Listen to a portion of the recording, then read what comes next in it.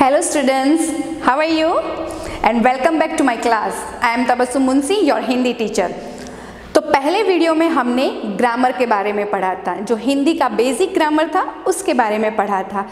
तो मैं आशा करती हूँ कि आप सबको समझ में आ गया होगा कि हिंदी जो भाषा है वो कैसे लिखी, बोली, पढ़ी और समझी जाती है और उसे कैसे प्रोनाउंस भी करते हैं। वो सारी बातें मैंने फर्स्ट वीडियो में आपको बताई थी। तो आज से मैं आपका हिंदी का टेक्स्ट बुक शुरू करने जा रही हूँ।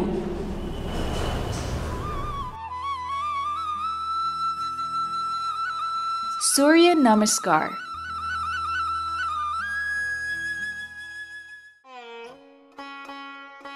Start the Surya Namaskar by standing erect facing the sun. Keep your feet together and palms joined in a prayer or Namaskar pose. Take deep breaths to regulate your breathing. Inhale and raise your arms above your head in upward salute or Urdhva Namaskar. Tilt slightly backward, arching your back. Look up at your hands. Exhale slowly and bend forward, placing your palms on either side of your feet and your forehead touching your knees. This is Uttanasana.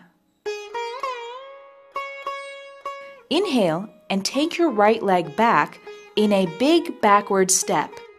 Keep your hands firmly in place and your left foot between your hands. Tilt your head up. With a slow exhalation, move your left foot back to where your right foot is. Keep your arms straight. Raise your hips and bring your head close to the floor. Inhale deeply. Your body should form an inverted V. Do not bend your knees. This is Adho Mukha Svanasana. Exhale and lower the body to the floor. Let only the forehead, chest, hands, knees, and feet touch the floor. Inhale and lift your chest into the cobra pose and keep your arms straight and in place. Exhale and slowly raise your hips to come back to the inverted V or Adho Mukha Svanasana pose. Do not bend your knees. Inhale and move your right leg forward, placing your right foot between your hands. Tilt your head up. Exhale slowly and rise up, bringing your left foot forward to where your right foot is. See that the hands and legs are in line and your head touches the knees. Inhale and raise your arms above your head in the upward salute pose. Tilt slightly backward, arching your back. Stand firm in place. Exhale and slowly bring down your hands to your chest in the prayer pose. मैं आपके सामने एक गाना गाना चाहती हूँ और आप सबको गेस करना है कि जो मैंने पहले वीडियो दिखाया था और अभी जो मैं गाना गा रही हूँ उस दोनों में क्या चीज़ सेम है, मैंने इसमें किसके बारे में बताया है। ठीक है, तो मैं आपको यहाँ पे एक गाना गा के सुनाती हूँ, आप सबको ध्यान से सुनना है। सूरज भैया, सूरज भैया, क्या मम्मी ने डांटा है, गाल तुम्हारे लाल हो गए, लगता खाया चाटा है। वापिस मैं रिपीट करती हूँ। सूरज भैया, सूरज भैया, क्या मम्मी ने डांटा है, गाल तुम्हारे लाल हो गए, लगता खाया चाटा है। तो बच्चों, फर्स्ट वीडियो और ये जो मैंने गाना गाया, इन दोनों में मैंने किसके बारे में बात की है? अब तो आप सबको समझ में आ ही गया होगा कि मैं किसके बारे में बता रही थी। बताइए बताइए, गेस कीजिए, मैंने किसके बारे में यहाँ पे बताया है, बताइए। Very good. तो आप सबको समझ में आ गया कि ये जो वीडियो था वो सूर्य नमस्कार का था और मैंने जो गाना गाया था वो सूरज को रिलेटेड गाना गाया था। तो आज हम बच्चों सूरज के बारे में पढ़ेंगे, जो हमारी हिंदी टेक्स्ट बुक की फर्स्ट कविता, जो हमारा फर्स्ट पोयम है हिंदी टेक्स्ट बुक में, उसका नाम है सूरज। तो आज हम सूरज के बारे में पढ़ेंगे। यस, तो बच्चों अब हम सूरज के फायदों के बारे में सबसे पहले पढ़ेंगे कि सूरज से हमें क्या क्या मिलता है, सूरज हमें क्या देता है, उसके बारे में हम सबसे पहले पढ़ेंगे। सूरज का मतलब होता है सन। सन को हम हिंदी में सूरज कहते हैं, सूर्य कहते हैं। तो अब आपको पता होगा कि जो सन है वो हमें क्या क्या देता है। तो सबसे पहले ये जो आपको यहाँ पे रोशनी दिखाई दे रही है, आपके पास आसपास जो लाइट दिखाई दे रही है, वो हमें सूरज से ही मिलती है। दूसरा, सूरज हमें क्या देता है, गर्मी।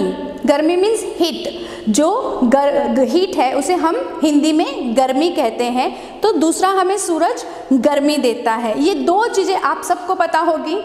उसके अलावा भी मैं तुम्हें और कुछ चीज़ें बताना चाहती हूँ जो आपने साइंस में पढ़ा ही होगा, पर फिर भी मैं एक बार यहाँ पे आपको रिपीट करवाती हूँ। तो सन से हमें ना कि केवल गर्मी और रोशनी यानी उजाला, लाइट और हीट, ये दोनों चीज़ों के अलावा भी सन हमारी लाइफ में बहुत इम्पोर्टेंट है। वो हमारे जीव जंतुओं को, इंसानों को, सबको जीवन देने में भी उसका बहुत महत्व है। सबसे पहले मैं आपको दिखाना चाहूँगी, मेरे पास कुछ यहाँ पे फ्रूट्स है, जैसे कि ये मैंगो, बनाना, एप्पल, ऑरेंज, स्ट्रॉबेरी, बहुत सारे फ्रूट। कोई भी फ्रूट, जितने भी फ्रूट्स हम लोग खाते हैं। और जैसे कि यहाँ पे मैंने कुछ सब्जियाँ रखी हुई हैं जो आप देख सकते हो। फर्स्ट है cauliflower, brinjal, spinach, capsicum, broccoli, tomato, carrot. यहाँ पे बहुत कुछ कम सब्जियाँ हैं, लेकिन आपने अपने घर में, बाहर बहुत सारी सब्जियाँ देखी होंगी। वो सारी सब्जियाँ, सारे फ्रूट्स, इवन के यहाँ पे कुछ फ्लावर्स आपको दिखाई दे रहे हैं, जैसे कि यहाँ पे फर्स्ट लोटस, सनफ्लावर, यहाँ पे रोज़, बहुत सारे फ्लावर्स हैं। यहाँ पे जितने भी फ्लावर्स हैं वो सारे फ्लावर्स मीन्स जो हम खाना खाते हैं, फ्रूट्स, फल जितने भी हैं, और जो फ्लावर्स हैं वो सारी चीज़ें सन के ही द्वारा होती है।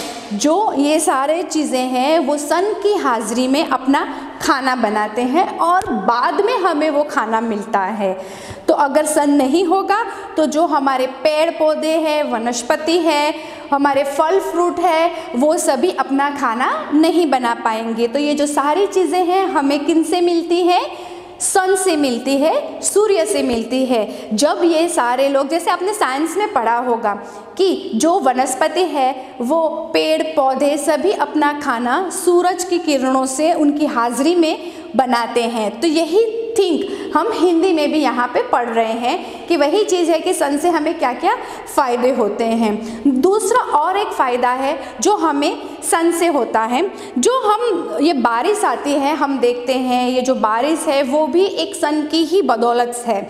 तभी एक्चुअली जब ये वेजिटेबल्स है, फ्रूट्स है, फ्लावर्स है, पेड़ पौधे, वो सारी चीज़ों को सन की किरणों के अलावा पानी की भी आवश्यकता होती है, और वो पानी बरसात के रूप में भी सन ही देता है हमें। जैसे कि आपको यहाँ पे बरसात का एक चित्र दिखाई दे रहा है, तो मैं आपको समझाऊंगी कि ये बरसात भी कैसे आता है और इस चीज़ में सन हमें कैसे मदद रूप होता है। तो कहीं पे भी नदी, तालाब, नाले, जहाँ पे भी, तालाब मीन्स रिवर, सी, जितने भी पानी की जो जगहें हैं वो सारा पानी अपना बाष्प का रूप धारण करके उसे बरसात के रूप में हमें नीचे देते हैं। मीन्स जो बाष्प है वो आसमान में जाता है और आसमान में जाके वो बादल का रूप लेते हैं और उसके बाद हमें बारिश मिलता है। और आप सब जानते हो कि हमारी लाइफ के लिए पानी भी कितना इम्पोर्टेंट है, हमारी लाइफ के लिए कितना इम्पोर्टेंट है। तो पानी देने में भी सन का बहुत बड़ा महत्व है। तो इसी तरह सन हमें फल, फ्रूट, बारिश, बहुत सारी चीज़ें देने में भी बहुत महत्व करता है, बहुत उपयोगी है। तो जैसे बच्चों हमने देखा कि सूरज से हमें क्या क्या फ़ायदे होते हैं, ये जो पेड़ पौधे हैं अपना खाना कैसे बनाते हैं और हमें कैसे खाना देते हैं। जैसे कि मैंने आपको बताया था ये जो फ्रूट है, यहाँ पे जो वेजिटेबल्स हैं और यहाँ पे जो फ्लावर है, फ्लावर भी हमें तभी मिलते हैं, वो भी मैंने आपको दिखाया। फ्लावर, फ्रूट्स, वेजिटेबल्स और जो बरसात है उसके आने में भी सूरज का बहुत ही महत्व है। तो सूरज के ये जो फ़ायदे थे और आगे हम सूरज की कविता के बारे में देखेंगे। तो बच्चों सबसे पहले हम इस कविता में आने वाले कठिन शब्दों के बारे में पढ़ेंगे ताकि जब मैं आपको कविता पढ़ाऊं तब आप कविता को अच्छे से समझ पाओ। तो आइए देखते हैं शब्दों के अर्थ। शब्दों के अर्थ इसको हम अंग्रेजी में मीनिंग्स कहते हैं। तो पहला हमारा शब्द है बिखराता। बिखराता का मतलब होता है फैलाता। फैलाना मीन्स स्प्रेड करना, उसको फैलाता कहते हैं। दूसरा हमारा शब्द है धरती। धरती को हम हिंदी में जमीन कहते हैं और इंग्लिश में हम उसे लैंड कहते हैं। तो धरती का मतलब होता है जमीन। हमारा तीसरा शब्द है गगन। गगन को क्या कहते हैं? आसमान। गगन का मतलब होता है आसमान, जिसे हम इंग्लिश में स्काई कहते हैं। हमारा चौथा शब्द है, ये जो हमारा चौथा शब्द है वो है पूरब। पूरब को हम पूर्व दिशा, इसे हम क्या कहते हैं? पूर्व दिशा। पूर्व दिशा को इंग्लिश में हम ईस्ट साइड कहते हैं।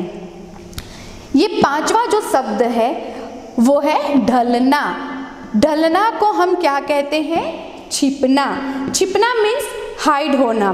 तो इसी तरह हमारे जो हिंदी की कविता है सूरज, उसके ये 5 कठिन शब्द है। और बच्चों आपको ये सारे 5 कठिन शब्द अपनी नोटबुक में कॉपी करना है और इसे समझना भी है।